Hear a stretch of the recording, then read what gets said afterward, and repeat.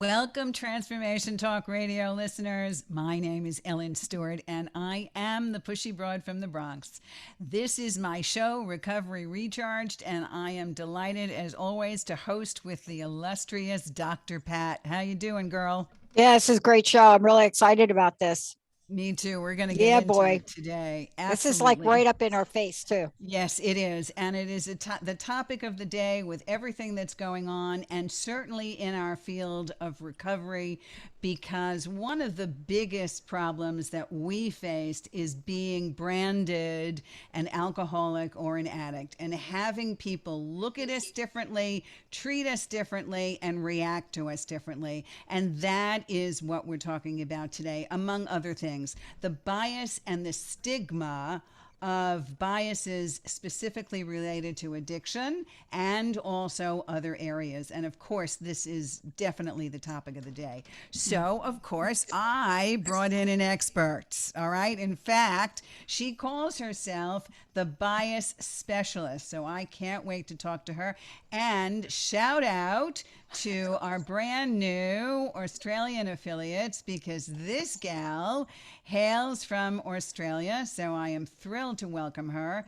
Her name is Bron Williams, and she is the bias specialist, and her mission is to make bias conscious in the workplace.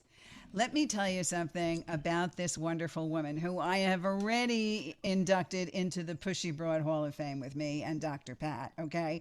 Because this gal is a trained teacher. She's been teaching for more than 25 years, young kids between the ages of 5 and 12. She's also worked with children with disabilities. She has an honors degree in theology, and she's had honors papers examining Australia's response to asylum seekers and refugees. And also, she is trained, and she has been well trained at the Salvation Army as an officer, and she has spent 14 months on the Pacific island of Nauru working with indigenous peoples. Here's the thing about Bron. She says she's determined to make bias conscious in the corporate environment, to build awareness that we are a result of our environment, and better served making those biases conscious and developing targeted strategies to drive successful growth and change. She has 2 books, Powered by Your Past and I Have Seen the Moon. And her 3rd book, What's Your Water, is coming out in February 2020. I want to talk about that because I have no idea what that is. So I'm definitely going to ask her about that, okay? Please welcome listeners to Braun Williams. How are you today? This morning. Good morning. It's 6 a.m. Yeah, great to have you. Thank you. It is just lovely to be here. And before I start, I wish to acknowledge the traditional custodians of the land I live and meet on, the Wurundjeri people of the Kulin Nation. I pay my respects to them and their culture, and to their elders past, present and emerging. So Melbourne, that's where I am. That's where the Wurundjeri people, that's their traditional lands. Amazing. And I'm great. And you are. So we're going to talk about your past a little bit. So just tell us a little bit about those 14 months and some of the enlightened realizations you came to, and then we can go into bias. Your story is fascinating. So share it, please. Thank you. Yes, it's one of those serendipitous events that happen in life. I was a Salvation Army officer, and the Australian federal government had reopened their offshore processing centres for asylum seekers on Nauru and also on Manus Island in Papua New Guinea. And an email went round saying, who would come for 4 weeks? And I put my hand up, not because I had a burning desire to work with refugees or to work in the tropics, but because I couldn't think of any reason why not to. So a serendipitous decision. And so I landed there It's a tiny island. You can drive around it in half an hour, 35 kilometres south of the equator. And it was on that very first day as we walked, we'd had all this orientation. We'd been up since a midnight flight, tired. We walked down into the camp. I see all these dark-skinned men just sitting around. They were quite placid, you know, they'd suffered trauma, and my body started to react. Shoulders got tensed, stomach churning. I'm in my mid-50s, fairly experienced with life, and I'm thinking, what the heck is going on here? Took me a few days to realise that this was actually the first time I'd experienced my body telling me that I was afraid. I'd never been in that sort of situation before. And then I started thinking, well, why on earth am I afraid? You know, there's security guards around. These men are not going to rise up and do anything to me. And I thought back over my life and my upbringing and realised, having grown up in a largely white, monocultural area of Sydney, Australia, conservative Bible Belt, I had somewhere along the line learnt the difference was a threat. And so here I was, a white-skinned person with all these brown and dark-skinned men. I spoke English. There was all these languages around me I didn't understand. I was a Christian, and I knew most of the men came from Muslim countries. So it was that realisation that the person who would have said she didn't have a racist bone in her body actually had this latent racism just sitting underneath the surface. And then some months later, I'd returned in a full-time capacity as the religious liaison officer. So now it was my job to look after the religious needs of all the asylum seekers. So that meant sourcing materials for them, you know, whether they were Christian, Muslim, Buddhist, Hindu, because it was recognised that having their religious needs met went a long way to aiding their mental health. And I started to observe something else, but this time it was in relation to the Nauruans who were on the various teams. And I'd seen it in the white expats, including myself. This sense of superiority was like, hello, you know, developed country, university educated, of course we know better. We've got all the answers. And I sat down with Fatima, who headed up the team, the Nauruan team for the Salvation Army, told her what I'd been observing, and her response completely floored me. She said, oh, we know that about you guys, we just accept it. And it was like a body blow. So what you're saying here, and we see this all the time, and I'm sure, Dr. Pat, you might have experienced this as well. Don't you think? Have you experienced this in some form? I just spent an hour talking to Dr. Lisa about, you know, about racial trauma and about trauma in general. And, but Bron, what you're saying is, for the first time, you had not experienced this before, where you can literally feel this in your body. Yes. You can feel it in your cells. It gets into your tissues. Yes. And I had to address these things in myself.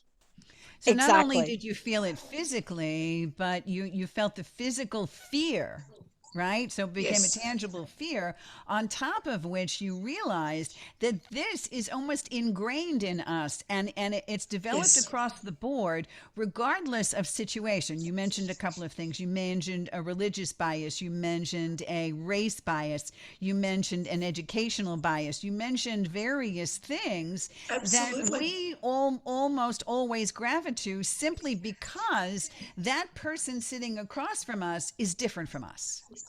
So when that person doesn't resemble us and doesn't mirror us, our first reaction is to be afraid.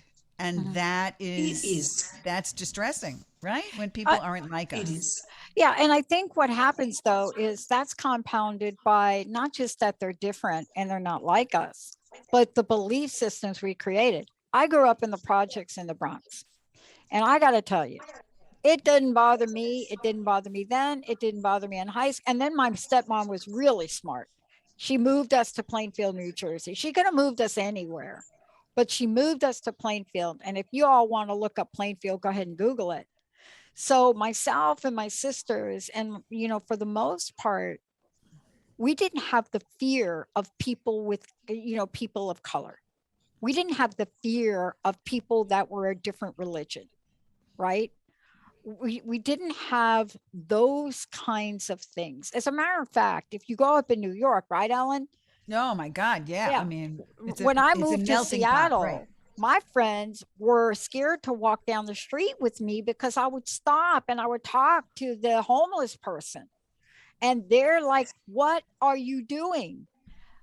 You see, but then there are the fears we get and the stories we tell ourselves and Yes, whatever somebody else says to us. And hence, that is what we call stigmatization, right? That's exactly right. So let's go back to absolutely. some of the basics, okay? Give us bias basics for those of us. We've got a great bunch of questions here. I want you to define for me what bias is and how how you deal with it. What kind of Yeah, forms it takes. yeah. Bias simply is part of how we think as human beings. It's a human issue, and that's one of my goals, is just normalise the conversation about this. Let's get rid of any judgment and guilt. Bias is just part of being a human being. It's the tendency to privilege one set of people or a group of ideas to the exclusion of others. It's as simple as that. We say, this is right, this is wrong.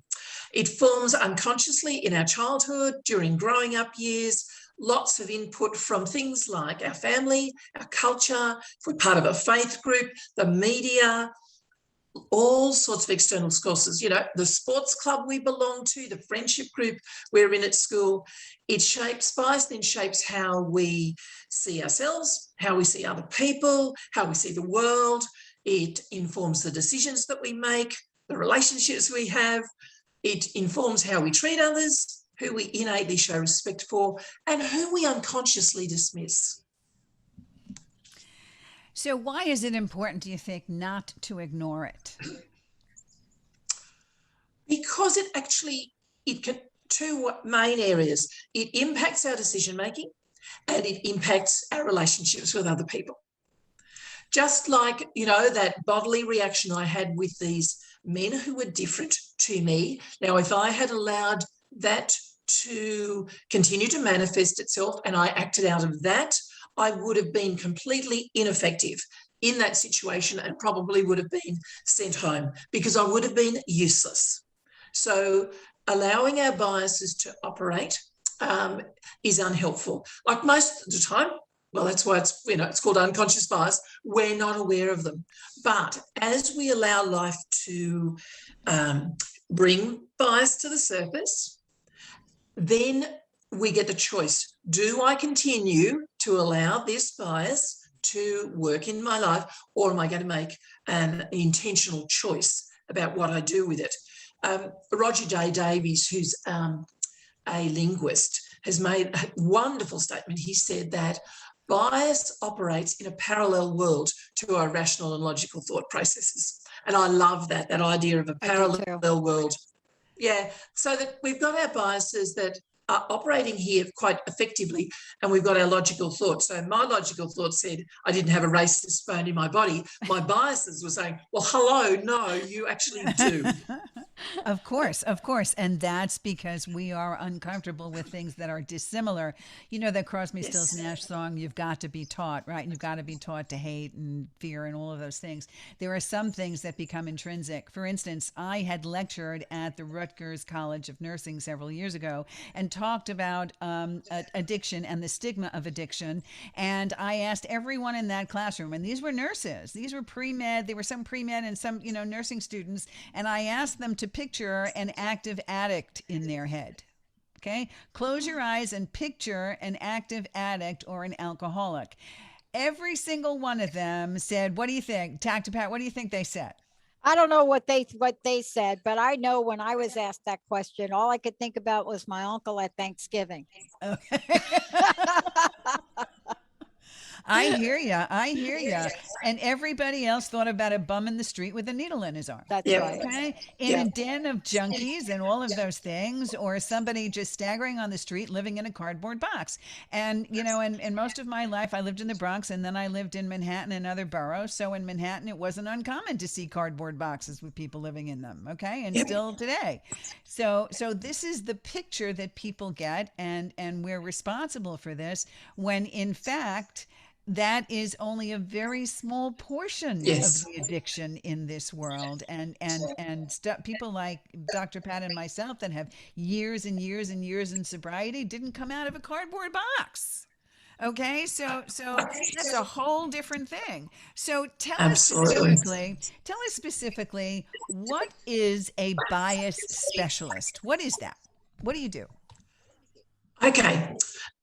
I work with organisations, government departments, peak sporting bodies to help build awareness of bias, because we cannot change what we cannot see. And I think particularly during COVID, because crisis does a whole lot of things for us, doesn't it? It strips away so much of the surface things, you know, the pleasantries, all the nice civilised things. And certainly during the last 20 months, we have seen both in Australia and across the globe, you know, the rise of the Black Lives Matter movement. Here in Australia, we've had women's marches. And so we've been looking, and, you know, there has been racial, I believe racial decisions made around, certainly here in Australia, who can come into Australia at the height of the pandemic, the decisions made around certain racial groups that weren't made for other racial groups.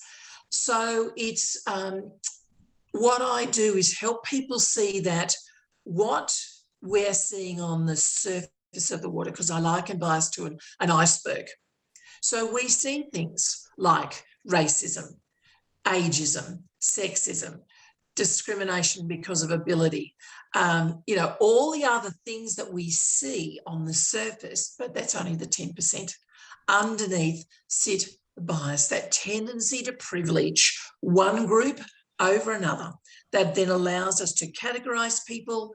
As you said around alcoholics, we categorise them as the bum on the street living in the cardboard box. And, you know, we categorise people because of their skin colour, their accent, their age, their weight, a whole lot of other things. And so what I help people do is match what they see to the underlying issue of bias, because unless we actually work with that, it's like putting a Band-Aid on a virus. It's just not going to solve the issues. Not that I believe bias can be eliminated, but we can make it clearer. We can understand how it impacts us, because once we understand that, we get the choice. What do I do with the results of my biases? That's really amazing. It really gets to the heart of things. And you say you lecture at different companies and do that kind of work. So it's identify and understand, correct? Yes, absolutely. Absolutely. So how does one become a bias specialist? Do you do a training or something? If I wanted to go into that field, how do I do that? Well, it's very interesting that you asked that question, because in 2022, I'm looking to certify my programs, because I want to be able to have other people working with me on this, because I see, you know, I've got limited time left. I'm in the last third of my life. So, you know, you get to this point in life and you go, the end is closer than the beginning was. And I want to make the most of this time, but I don't want my work to finish with me. So yes, so you can become certified as a bias specialist from 2022, and that will be going through my training programs.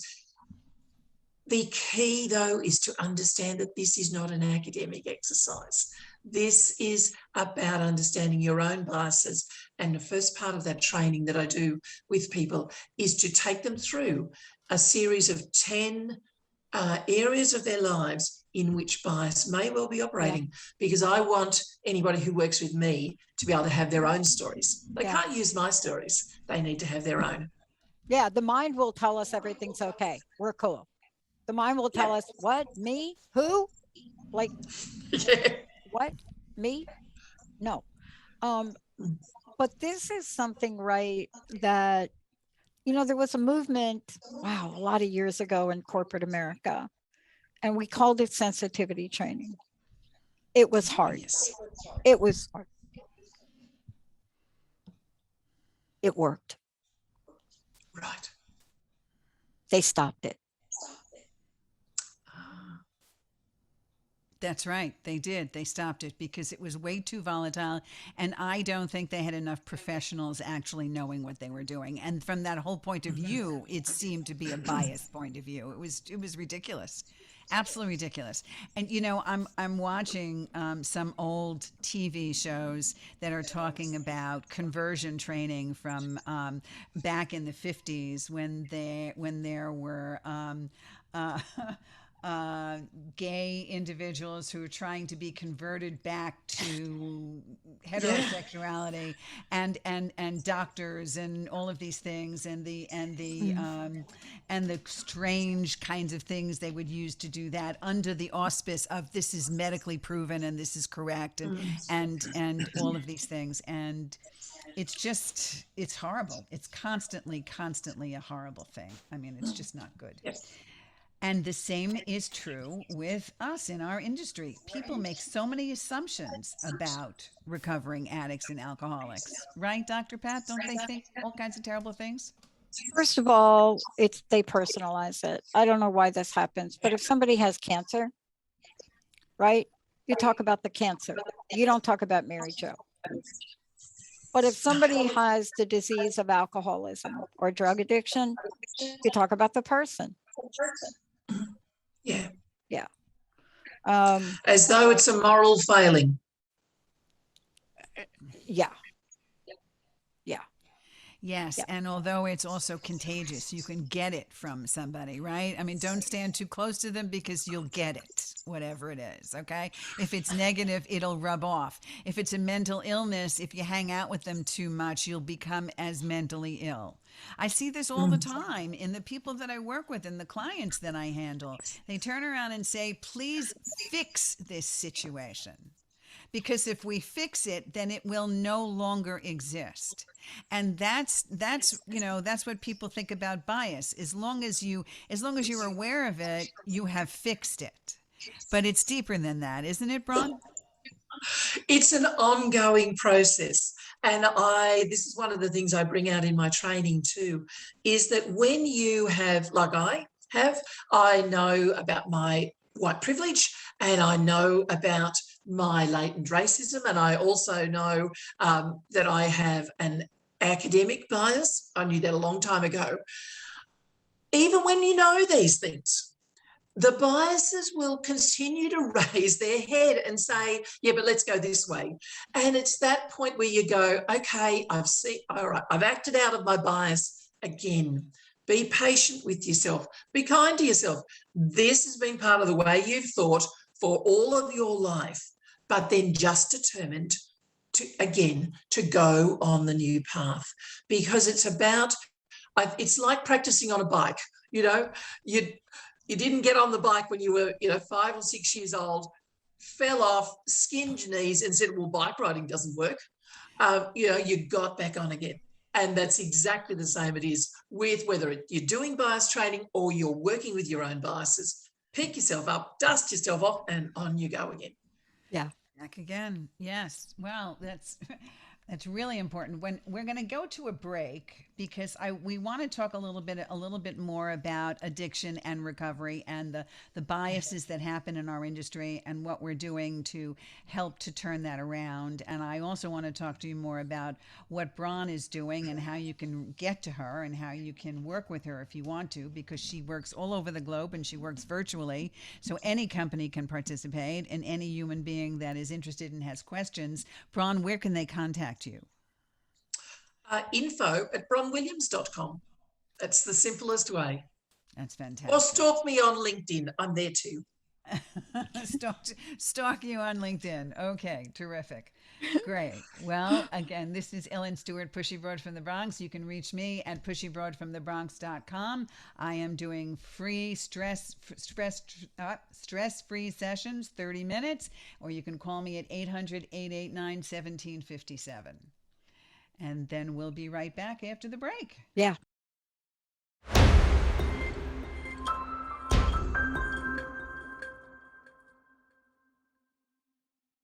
Benny, I love you. Yeah, boy. I love it. Welcome back, everybody. Bias, BIAS, and the stigma of addiction. Now, I want to say this before we get rolling. I want to make sure everybody knows how to find out more about Braun Williams. Bron, how do we do that? Go to my website, bronwilliams.com, or you email me at info@bronwilliams.com. Yeah. Simple as that. Yeah. And I just want to say, when you get to the website, everybody, what you're going to find is a bunch of things. I just want you to take a look. First of all, what you're going to find is the bias specialist, conscious and unconscious. And we're going to talk about this today, like the difference between conscious and unconscious, because there is a difference, but it's still bias. I don't care. Bias is bias, but they're two things. And now, how does it happen? Well, if you're Bron, what's going on is you're working in corporations. You're helping people understand what this is. I mean, how about an unconscious bias that doesn't give a woman a raise because she may be single and she doesn't have a family? And you don't even think about that until somebody calls you on it. How about somebody of color? How about somebody that doesn't speak English? What are the biases around that? Or wait a minute, like what happens when you're in a recovery group and you're part of 3 people working for a sponsor and one of the folks in your group is Muslim and you have to stop because your Muslim friend has to pray? What about all of those things? I'm glad she's who she is.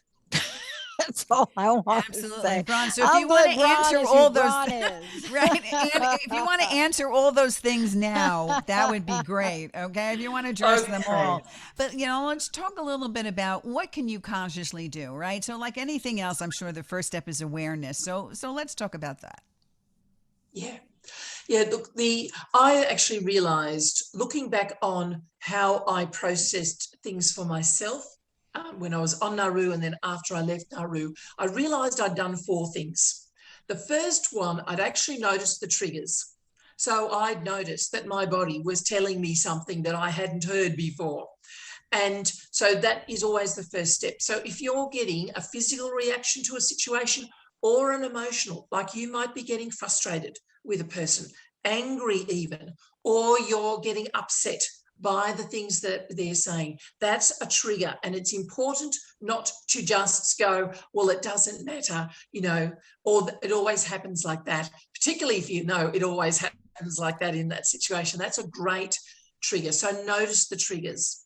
The second thing then is to take that step back. Ask the questions of yourself.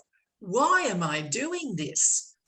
For me in that situation, I'm thinking, I've never felt this before. What is going on? Ask the questions. Questions are a key component of working with our biases. Because our biases are unconscious, we've actually got to use questions to bring them to the surface. And then after you've asked some questions, what will happen is you will start to see some narratives, some stories coming out of your own past, your own experience around, say for me, around race. I had, I think there were the closest we had to having anybody who was different to us was having one Chinese family in our church. I realised how monocultural my background had been. So then to be thrust into a situation where there's so many people of so many different nationalities, it was about those stories. And I thought about the stories around difference that my parents had unconsciously, and I don't think intentionally in a bad way, taught us, but this whole idea that difference was a threat. And then you're actually able to give a name to your bias. But by the time you've done that, you actually realise this bias is very much part of who I am. And I think you're able then to own that bias. Like, I don't like having to say that I'm racist because that's not how I see myself. But that's the truth.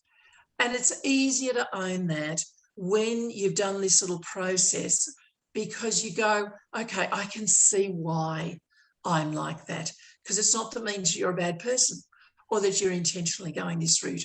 It is part of how you've been raised, and you haven't actually thought about what that has meant for your life.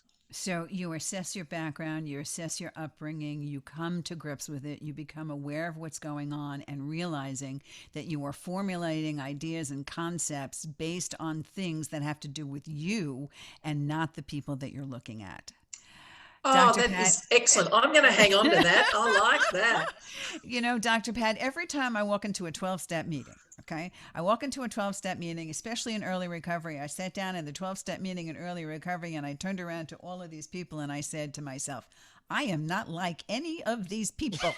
These people are not like me, right?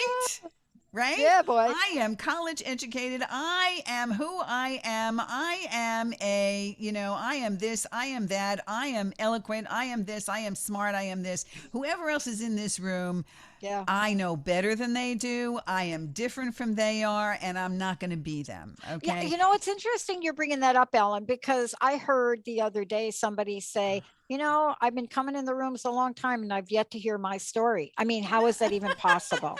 I mean, what? Like what story? Like what? The narcotic and alcoholic alien came down and did it to you. That would be a story that you haven't heard before. Right. If they came back from one of Jeff Bezos' trips and did something to you. Right, exactly. I mean, give me a break, right? We all did the same thing.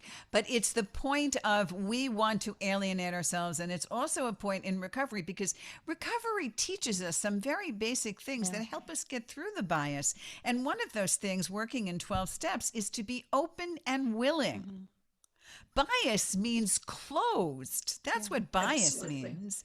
But open and willing means that I'm not going to see things from my point of view. I'm going to understand that there are other points of view and be happy with it. But most of the time, especially the clients that I work with that become more open and willing, they really seem to get it and go further. Right? The ones that stay closed and say, this is the only way it is, and this is my perception of things, they will constantly be in that web of darkness and hatred. Yeah. And Bron, I want to ask you about this, because let's just get real for a minute. There is a realization in any 12-step program or anything that you enter in life that has to do with addiction. And one of the things that happens is if you just look at it across the board and say, everybody's an addict, what are we missing? So here's what we're missing. Try to sponsor somebody, a woman from India. If we don't understand the multidimensional, multicultural, multi-gender, homophobic aspect of what people are trying to do and some of the underpinnings, we're not. So there's you're an addict. And by the way, I include food. So if you talk to me right now, I'm absolutely. saying like, okay, we're going to talk about food right there. Okay. And I'm not going to pick up my coffee during the show, but we're going to say, this is it, right? You cannot sit and watch, your episode of Euphoria without eating an entire box of candy. So something's up with that, but let's break it down, because what we have is a multi-layered effect when it comes to addiction. And I'd like you to address it. There's the stigma. I'm an addict.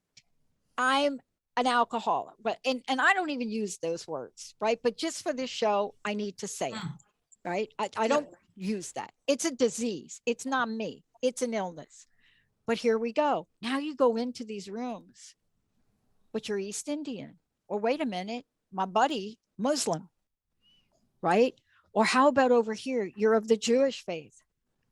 You see how we have to break this down when it comes to addiction, because there's the stigma of the addiction.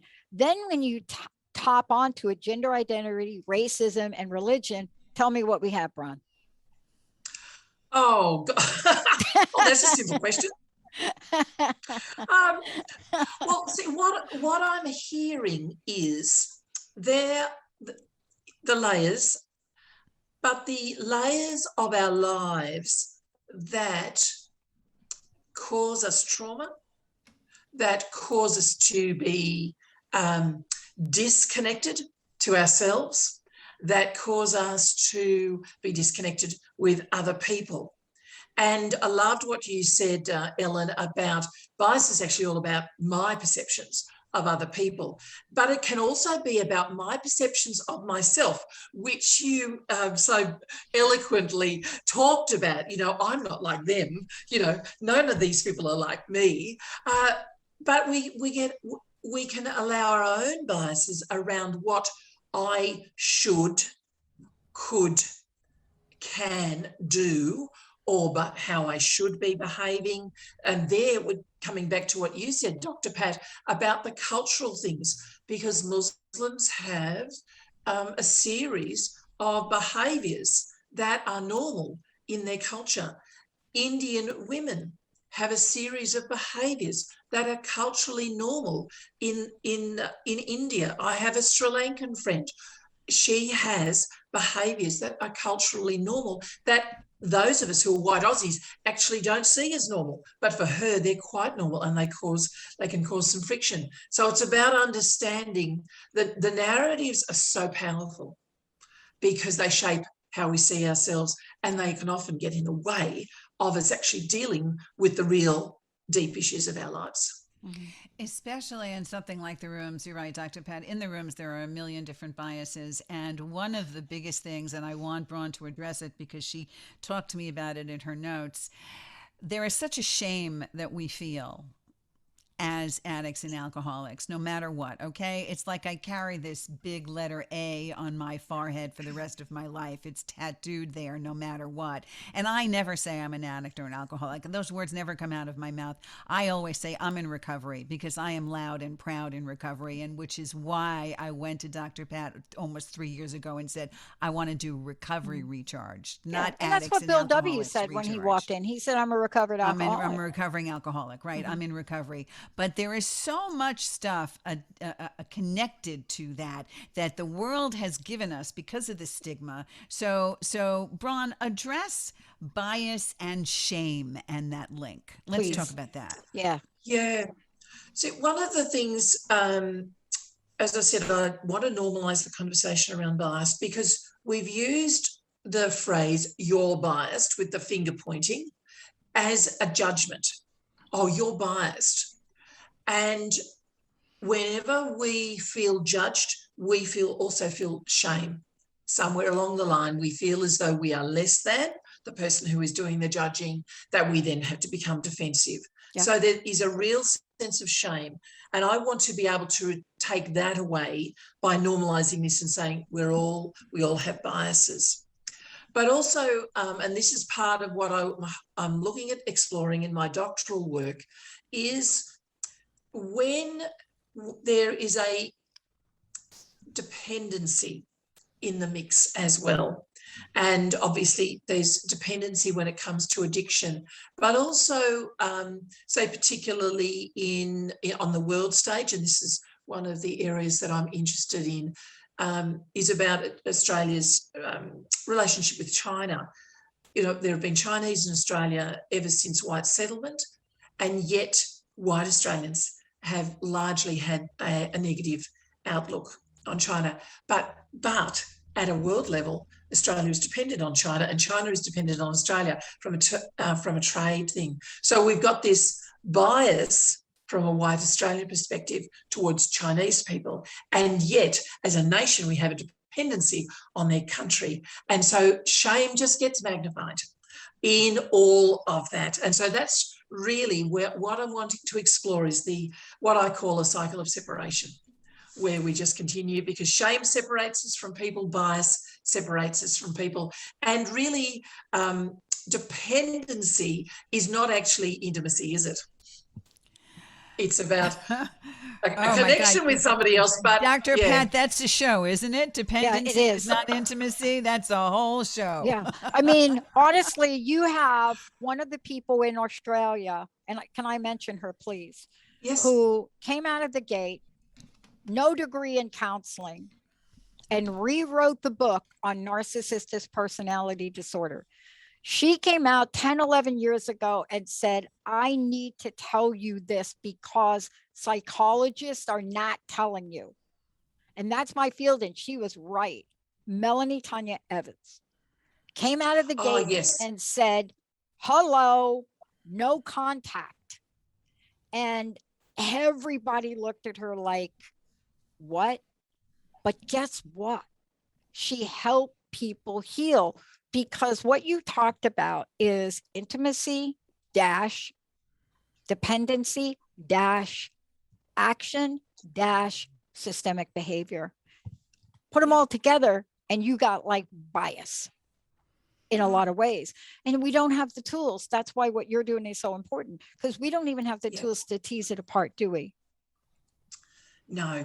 And I think and one of the things that is probably a frustration of mine is when we only look at bias from an academic point of view or a cognitive point of view, where we go, we talk about the horn effect and the halo effect and, affinity bias and confirmation bias. All of those things are important, but unless we're understanding, I have a bias in the area of money, or as I did, I started my business at 60 and I had an ageist bias towards myself because my siblings were moving into semi-retirement, and I'm the eldest. What on earth am I doing? Establish a business at the age of 60. I should be. I'm a grandmother. I've got 6 grandchildren.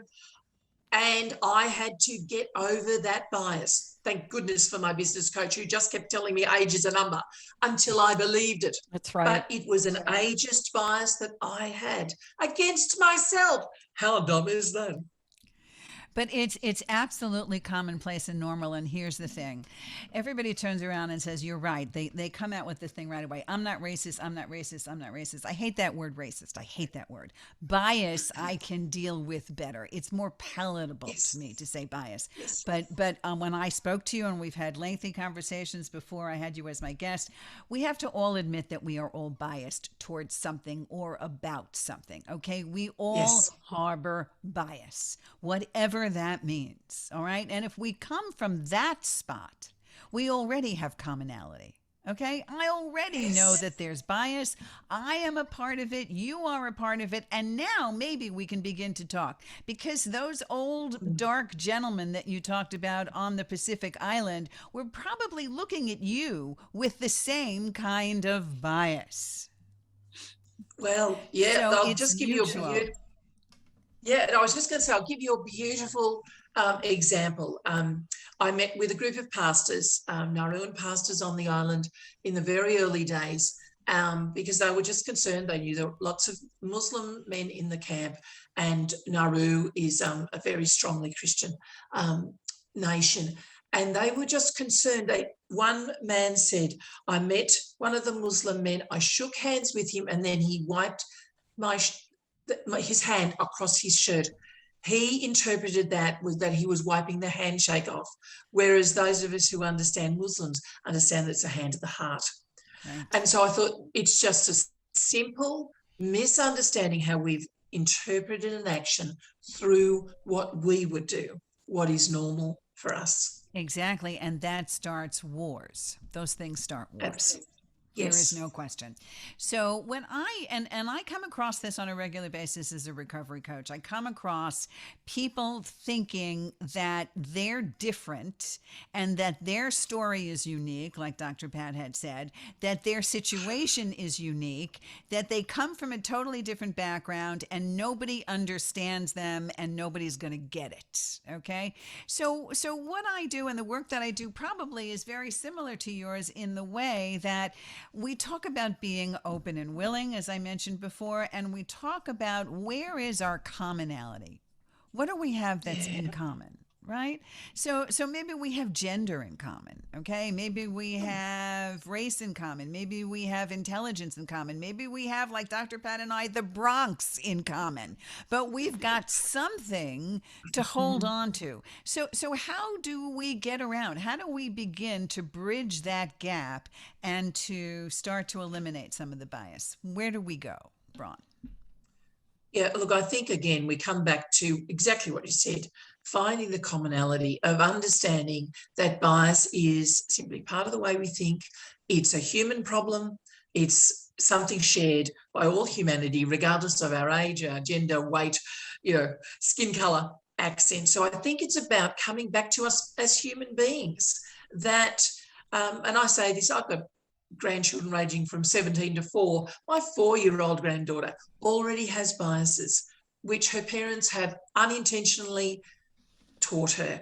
So it's about understanding that this is going to be part of humanity's way of thinking, and it will continue to be that. So if we come together and see this as a human problem rather than my problem or your problem, it's a human problem.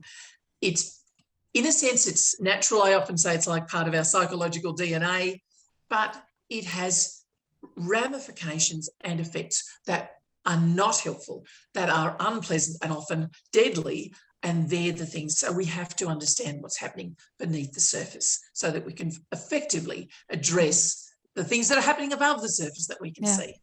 Yeah. I love that you said that. I was talking to a woman the other day in Narcotics Anonymous and the drug aspect of this. And she said to me, if you want to know about me, watch the series Euphoria. I'm the character Rue. Now, when somebody says that, you do have to understand who people are.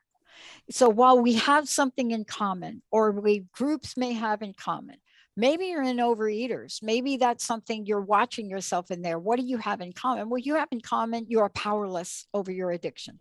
You're powerless over that cake, right? That's what you have in common. But understanding people is also what I hear you talking about. Because I binge watched that series. And boy, it was one of the most gut-wrenching things I've watched, because it depicted what young people go through in the world today that did not exist 30 years ago. Did you, and this is so important to talk about, because even in a program, if you're not recognizing that people come from different walks of life, and what is true for me is not true for the 19-year-old today walking into a room that can literally text cocaine to his house or her house. Wow. This is a different world. So what you're talking about is we have to get to a place of understanding commonality, but we also have to understand how we're processing what we see in another person. Absolutely. Yes. There's no question. Don't you think, Bron? Yeah, look, it's that balance between commonality and difference. I said earlier that somewhere along the line I was taught that difference was a threat, and I've now flipped that on its head to see that difference is an asset. So that's something that I did for myself, and I see that that's really important, because it's important to understand our commonality as human beings, that we all I have not been addicted. I could be, and I know I can look back in times in my life where there were triggers that I could have certainly slipped into alcoholism. So this is an issue that is common to humanity. We all have the capacity to move into addiction, but we are all different. We all have different reasons for moving into that space. We are all coming at our lives from a different perspective. And I loved what you said, hello, I don't want to text cocaine to my house. And just the fact that you could, like, that blows my mind. But they do. My 17-year-old granddaughter is going to see the world extraordinarily different. In many different ways. To me. Right. Yeah. We're almost out of time. So I want you to just spend the last couple of minutes, number one, telling people where to find you. And number two, I need you to tell us about your third book, okay? Because I want to know what's your water about, all right? So quick, Bron, give it to us, okay? Okay. Find me at bronwilliams.com. Email me at info@bronwilliams.com. Now, what's your water? when I first started to get obsessed with unconscious bias, I came across an old Chinese proverb that says a fish is the last one to know what water is. And so that's the metaphor that I work from with bias, that just like a fish swims in water, breathes in water, but is unaware of the water around it, we are unaware of our biases. And so this book, which will be released in February next year, is all about looking at our biases, how they sit underneath the surface of things. I talk about the bias iceberg. I talk about the bias ladder. Where might you be? Somewhere between ignorance and innovation, and a whole lot more, because I really want this to go into workplaces so that people can start working with bias for themselves. Bron, you've taught us a great deal today. Braun Williams, info at bronwilliams.com. What's Your Water publication coming out in February of 2022? We have certainly learned a lot today, haven't we, Dr. Pat? Yeah, and I would love to know from you, Bron. I'd love to know what your personal message is. I'd love to know what you'd like to leave us with today. I know we talked about a lot. Yeah, I think to have faith in yourself. Because, hello, I'm 65, and I still struggle with that, because I think I've grown up in a space where women didn't do what I am doing now. And so it's about having faith in ourselves. So, and I think you can apply that whether you're moving through recovery, moving into a new area. It's all about moving into something new. So have faith in yourself. Fantastic. And we're the three of us are in the same boat. We're right there with you, girl. Okay. This is Ellen Stewart, the Pushy Broad from the Bronx, thanking Bron Williams, thanking Dr. Pat today. Please join us again. Join me at pushybroadfromthebronx.com, 1-800-889-1757. Have a great day and enjoy yourself. Take care. Bye, everybody.